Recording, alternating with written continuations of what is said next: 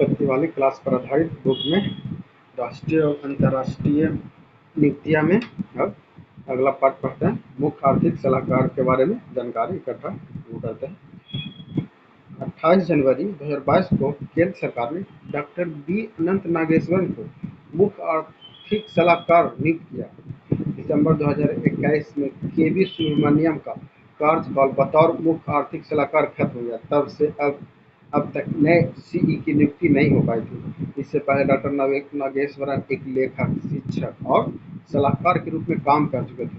उन्होंने भारत तथा सिंगापुर में कई बिजनेस स्कूलों एवं प्रबंधन संस्थानों के अध्यापक के रूप में भी अपनी सेवाएं प्राप्त की।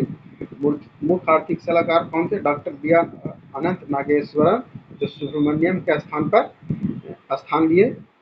इससे पहले डॉक्टर नागेश्वरन एक लेखक थे, शिक्षक थे, सलाहकार थे तथा उन्होंने भारत और सिंगापुर के कई बिजनेस स्कूलों में प्रबंधक एवं संस्थापक के रूप में अपनी सेवाएं दी थी। अब table tennis federation of India TTFI के कार्य के निर्वहन के लिए प्रशासकों की समिति के अध्यक्ष के रूप में जानते हैं। दिल्ली उच्च न्यायालय के जम्मू कश्मीर उच्च न्यायालय के पूर्व मुख्य न्यायाधीश गीता मित्तल को table tennis federation of India TTFI के कार्यों के निर्वहन के लिए प्रशासकों की समिति का अध्यक्ष नियुक्त किया। इसके अतिरिक्त चेतन मित्तल, वरिष्ठ अधिवक्ता और एक प्रसिद्ध एथलीट SD मुदगिल की समिति के सदस्य के रूप में नियुक्त किया। राष्ट्रमंडल खेलों के स्वर्ण पदक विजेता वे खेल रत्न पुरस्कार से सम्मानित टेबल टेनिस खिलाड़ी मनिका बत्रा की याचिका पर सुनवाई के विस्तृत आदेशों में दिल्ली हाई कोर्ट ने यह समिति गठित की। टेबल टेनिस खिलाड़ी मनिका बत्रा को पिछले वर्ष एशियाई टेबल टेनिस चैंपियनशिप के लिए भारतीय टीम में चुना गया था। उन्होंने राष्ट्रीय कोच सौम्यदीप राय एवं अपनी निजी प्रशिक्षु के हाथों ओलंपिक क्वालिफायर मैच गंवाने के लिए दबाव बनाने का आरोप लगाया था। मनिका बत्रा की शिकायत पर TTFI का रवैया देख पता चलता है कि राष्ट्रीय कोच ने राष्ट्रीय खेल संहिता 2021 के 11 के अंतर्गत अपना कर्तव्य निभाने के बजाय खिलाड़ी के विकास में बाधा डालने की कोशिश की। Table tennis federation of India के कार्य के निर्वहन के लिए मुख्य समिति का अध्यक्ष पूर्व न्यायाधीश गीता मित्तल है, जो टेनिस फेडरेशन ऑफ इंडिया के निर्वहन के लिए प्रशासकों समिति का अध्यक्ष नियुक्त किया गया।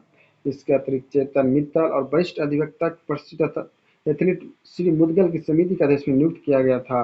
राष्ट्रमंडल खेलों को स्वर्ण पदक विजेता एवं खेल रत्न पुरस्कार सम्मानित टेबल मनिका बत्रा की याचिका पर यह सुनवाई की गई थी। LIC के अध्यक्ष केंद्र सरकार ने IPO bond life insurance corporation LIC के अध्यक्ष M कुमार को कार्यकाल 2023 तक 1 वर्ष के लिए बढ़ा दिया गया। LR कुमार ने 14 मार्च 2019 को LIC के अध्यक्ष के रूप में कार्यकाल संभाला। LIC के अध्यक्ष कौन थे? MR कुमार। यह कुमार को दिया गया दूसरा विस्तार है। इसके पहले भी कुमार पहला कार्यकाल किया, उनका दूसरा कार्यकाल 14 मार्च 2019 को LIC के अध्यक्ष के रूप में संभाला। इससे पहले उन्होंने 30 जून 2021 को 31 मार्च 2021 तक 9 महीने का विस्तार दिया गया था। LIC की स्थापना 1956 में LIC का स्थापना कब हुआ? 1956 में भारतीय संसद में भारतीय जीवन बीमा अधिनियम पारित करने की गई। इस LIC का मुख्यालय कहाँ है? मुंबई में है। IBB के नए अध्यक्ष खेल विभाग के पूर्व सचिव रवि मित्तल को भारतीय दिवाला और शोधन अक्षमता बोर्ड का अध्यक्ष नियुक्त किया गया। IBB के नए अध्यक्ष कौन है? रवि मित्तल। 30 दिसंबर 2021 को ML साहू की सेवानिवृत्ति होने के बाद यह पद रिक्त हो गया। इसके बाद अक्टूबर 2021 में IBBI के पूर्वकालिक सदस्य नवरंग सैनी को चेयरपर्सन का अतिरिक्त पदभार संभाला। नवरंग सैनी चेयरपर्सन का अतिरिक्त पदभार संभाल दिया गया। मित्तल IBB के पूर्णकालिक चेयरपर्सन है। रवि मित्तल बिहार कैडेट के 1986 बैच के IAS अधिकारी हैं। 1986 बैच के रवि मित्तल बिहार के IAS अधिकारी हैं, जो 5 वर्ष की अवधि के लिए या 65 वर्ष की आयु प्राप्त करने तक जो भी पहले हो IBI के अध्यक्ष के रूप में कार्य करेंगे। 26वें लेखा महानियंत्रक केंद्र सरकार ने व्यय विभाग के 26वें लेखा महानियंत्रक सीजीए के रूप में सोनाली सिंह को नियुक्त किया गया। 26वें लेखा महानियंत्रक किनको नियुक्त किया गया? सोनाली सिंह को। उनकी नियुक्ति किनके स्थान पर किया गया? दीपक दास की स्थान पर किया गया सोनाली सिंह की नियुक्ति। सोनाली सिंह 1 फरवरी 2022 को लेखा महानियंत्रक के संगठन के प्रमुख के अतिरिक्त महालेखा नियंत्रक के रूप में कार्यकाल किया। सोनाली सिंह अक्टूबर 2021 में अतिरिक्त लेखा महानियंत्रक के रूप में सीएजी में शामिल हुई थी। उन्होंने केंद्रीय सतर्कता आयोग के अतिरिक्त सचिव के रूप में भी काम किया था।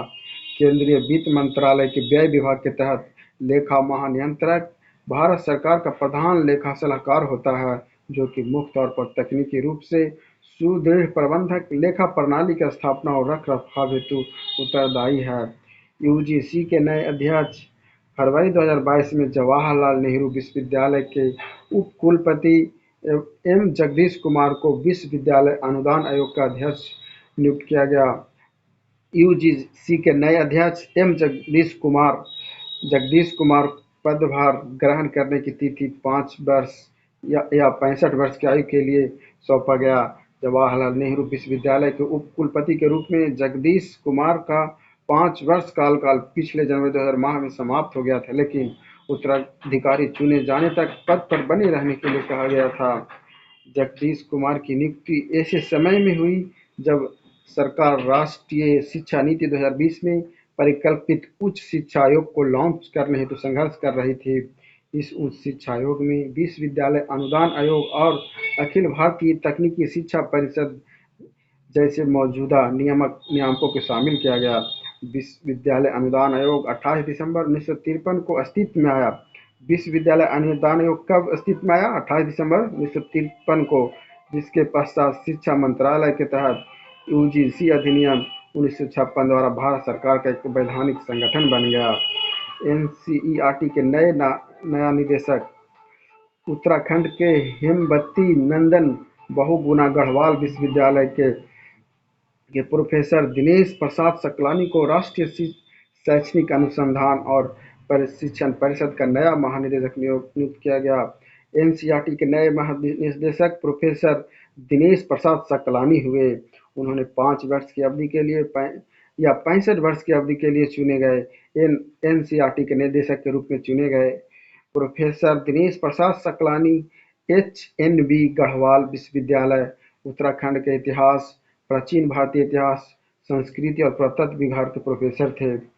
एनएच गढ़वानी उत्तराखंड के इतिहास, प्राचीन भारतीय इतिहास और संस्कृति पुरातत्व के प्रोफेसर रहे हैं। राष्ट्रीय शैक्षणिक अनुसंधान और प्रशिक्षण परिषद एनसीईआरटी वर्ष 1961 में भारत सरकार द्वारा गठित एक स्वायत्त संगठन है, जो कि स्कूली शिक्षा से संबंधित मामलों पर केंद्र सरकार और राज्य सरकार को सहायता प्रदान करने तथा उन्हें सुझाव देने का कार्य करती है।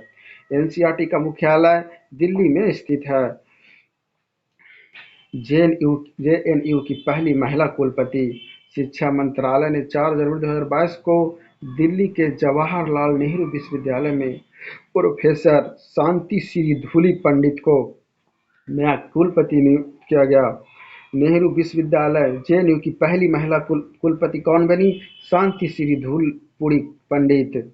जेएनयू की स्थापना के समय प्रोफेसर शांति पंडित पहली महिला कुलपति नियुक्त की गई। जेएनयू की स्थापना के बाद प्रोफेसर शांति श्री को पहली महिला कुलपति नियुक्त की गई। शांति श्री जेएनयू की 13वीं कुलपति है। उनकी नियुक्ति 5 वर्ष के लिए हुई। उन्होंने एम जगदीश कुमार का स्थान लिया।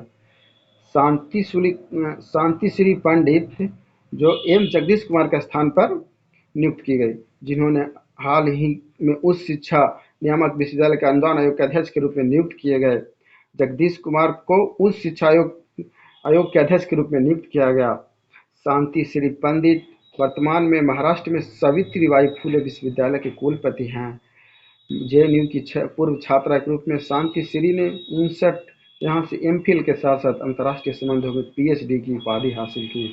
कर्मचारी चयन आयोग के नए अध्यक्ष कार्मिक मंत्रालय द्वारा 8 फरवरी 2022 को पश्चिम बंगाल कैडर में वर्ष 1989 के बैच के अधिकारी एस किशोर और कर्मचारी चयन आयोग एसएससी का अध्यक्ष बनाया गया। इससे पूर्व में वाणिज्य और उद्योग मंत्रालय के वाणिज्य विभाग के विशेष सचिव के रूप में कार्य किया। राजस्थान कैडर के अधिकारी संजय मल्होत्रा को वित्त विभाग में सचिव बनाया गया। राजस्थान कैडर के अधिकारी संजय मल्होत्रा को किस विभाग का सचिव बनाया गया? वित्त विभाग का सचिव संजय मल्होत्रा को बनाया गया। राजस्थान कैडर के भारत सरकार के कार्मिक एवं प्रशासनिक सुधार विभाग के संकल्प द्वारा 4 जनवरी 1975 को अधिनियम सेवा आयोग की स्थापना की गई, जिसे 26 नवंबर 1970 को कर्मचारी चयन आयोग के नाम से पुनः गठित किया गया। इसका मुख्यालय नई दिल्ली में है।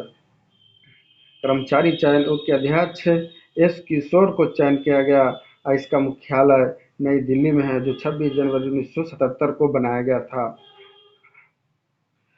आर्थिक विकास संस्था के नया निदेशक चेतन घाटे को आर्थिक विकास संस्था का नया निदेशक नियुक्त किया गया। आर्थिक विकास संस्थान के नया निदेशक चेतन घाटे को बनाया गया। चेतन घाटे ने किसका स्थान पर पदभार ग्रहण किया? तो अजीत मिश्रा का स्थान पर चेतन घाटे ने यह पदभार संभाला। वह 2016 से 2020 के बीच भारतीय रिजर्व बैंक की पहली मौद्रिक नीति समिति के अध्यक्ष थे।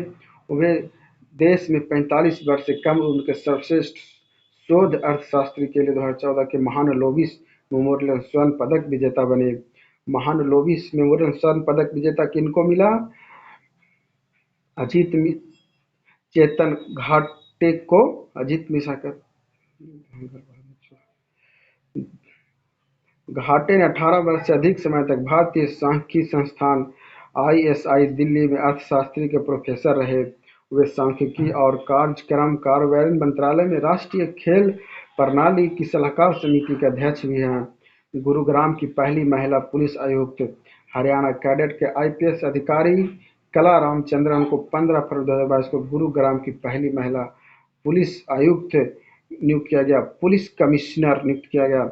उन्होंने के रावत का स्थान लिया। IPS अधिकारी कला रामचंद्रन को महिला पुलिस आयुक्त नियुक्त किया गया। IPS ऑफिसर कला रामचंद्रन रेवाड़ी, फतेहाबाद और पंचकुला के पुलिस अधीक्षक रह चुकी है। केंद्र में प्रतियुक्ति पर रहने के दौरान वे इंटेलिजेंस ब्यूरो IB और उत्तर पूर्वी पुलिस एकेडमी मेघालय में तैनात रह चुकी है। अब तक 8 पुलिस कमिश्नर बने जो सभी पुरुष थे। ये सब पहली बार हुआ जो कोई महिला पुलिस आयुक्त बनी। भारत का पहला राष्ट्रीय सुरक्षा समन्वयक। केंद्र सरकार ने वाइस एडमिरल सेवानिवृत्त G अशोक कुमार को भारत का पहला राष्ट्रीय समुद्री सुरक्षा समन्वयक नियुक्त किया गया। पिछले वर्ष के अंत में सुरक्षा एवं कैबिनेट समिति ने इस पद के निर्माण के प्रस्ताव को मंजूरी दी थी। NMS अजीत डोभाल की अध्यक्षता में राष्ट्रीय सुरक्षा परिषद सचिव के समन्वय में काम करता है। NMSG समुद्री क्षेत्र में एकजुट नीतियां और योजनाओं को भी सुनिश्चित करेगा, जिसमें प्रौद्योगिकी क्षेत्र भी शामिल है। Vice admiral G Ashok Kumar ने 30 जनवरी 2019 को नौसेना वाइस चीफ का पदभार संभाला था। अमरावती नगर के सैनिक स्कूल और पुणे में खड़गवासला स्थित राष्ट्रीय रक्षा अकादमी NDA के पूर्व छात्र vice admiral G Ashok Kumar 1 जुलाई 1982 को भारतीय नौसेना के एग्जीक्यूटिव शाखा में शामिल हुए थे। 39 वर्ष सेवा देने के बाद 21 जुलाई 2021 को सेवानिवृत्त हो गए थे। टाटा सन्स प्राइवेट लिमिटेड के कार्यकारी अध्यक्ष। 11 फरवरी 2022 को टाटा सन्स प्राइवेट लिमिटेड के बोर्ड ने दूसरे 5 वर्ष के कार्यकाल के लिए कंपनी के कार्यकारी अध्यक्ष के रूप में नियुक्त के रूप में एस चंद्रशेखरन को फिर से नियुक्ति की मंजूरी दी गई। टाटा सन्स प्राइवेट लिमिटेड के दूसरे कार्यकाल के रूप में किसे अध्यक्ष चुना गया? एस चंद्रशेखरन को। वर्ष 2016 में टाटा सन्स के बोर्ड में शामिल हुए। 2017 में अध्यक्ष के रूप में पदभार ग्रहण किया। पिछले 5 वर्षों में चंद्रशेखरन के कार्यकाल में समूह द्वारा स्टील, विमानन और डिजिटल क्षेत्रों में कई विलय, अधिग्रहण और सेलुलर टेलीफोन उद्योग से पूरी तरह से बाहर निकालने का मौका मिला। भारतीय सेना के deputy chief of army staff. 16 फरवरी 2022 को लेफ्टिनेंट जनरल C बंसी पोनप्पा ने भारतीय सेना के deputy chief of army staff के रूप में पदभार संभाला। चनीरा बंसी पोनप्पा को वर्ष 2012 में कांगो लोकतांत्रिक गणराज्य के संयुक्त राष्ट्र शांति सेना के हिस्से के रूप में गोमा भेजा गया तथा पोनप्पा को मोनाको नॉर्थ किवी ब्रिगेड और ब्रिगेडियर जनरल का कमांडर भी नियुक्त किया गया। पुनप्पा ने ब्राजील में lieutenant general Carlos Alvaro dos Santos Cruz के साथ भी कार्य किया तथा मार्च 2013 में वह भारत के लेफ्टिनेंट जनरल चंद्र प्रकाश के साथ मोनुस्को के फोर्ट कमांडर बने थे। विक्रम साराभाई अंतरिक्ष के नए महानिदेशक, वैज्ञानिक और प्रक्षेपण यान विशेषज्ञ डॉक्टर उन्नी कृष्णन नैयर ने विक्रम साराभाई अंतरिक्ष केंद्र के निदेशक के रूप में कार्यभार संभाला। उन्नी कृष्ण नैयर को विक्रम साराभाई अंतरिक्ष केंद्र के नए महानिदेशक के रूप में नियुक्त किया गया। वर्ष 1985 में बीएसएससी त्रिवेंद्रम में अपना कैरियर शुरू करने वाले नैयर ने अपने कार्यकाल के दौरान लॉन्च वाहन तंत्र, ध्वनि सुरक्षा प्रणाली और पेलोड फीडिंग क्षेत्रों में महत्वपूर्ण योगदान दिया। विक्रम साराभाई अंतरिक्ष केंद्र केरल राज्य में तिरुवनंतपुरम के थुम्बा में स्थापित किया, जो सभी प्रकार के रॉकेट तथा अंतरिक्ष यान के डिजाइन, निर्माण एवं परिचालन संबंधी कार्य करता है। यूरोपीय संघ की संसद की नई अध्यक्ष, द्वीपीय देश माल्टा की नेशनल पार्टी के नेता रॉबर्ट मेट्सोला को यूरोपीय संघ ईयू की संसद का अध्यक्ष 18 जनवरी 2022 को चुना गया। मेट्सोला ने सोशलिस्ट नेता डेविड ससोली के निधन के बाद उन्होंने शेष 2.5 वर्ष के लिए कार्यकाल का पदभार ग्रहण किया। वह इस पद पर निर्वाचित होने वाली तीसरी महिला और यूरोपीय संसद की सबसे कम उम्र की अध्यक्ष बनी गई। यूरोपीय संघ की संसद की नई अध्यक्ष रॉबर्ट मेट्सोला है, जो 18 जनवरी 2022 को चुना गया। उसने मेट्सोला ने डेविड सासोली के निधन के बाद मात्र 2.5 वर्ष के लिए यह कार्यकाल संभाला, जो निर्वाचित होने वाली तीसरी महिला और सबसे कम उम्र की महिला है। Subscribe my channel.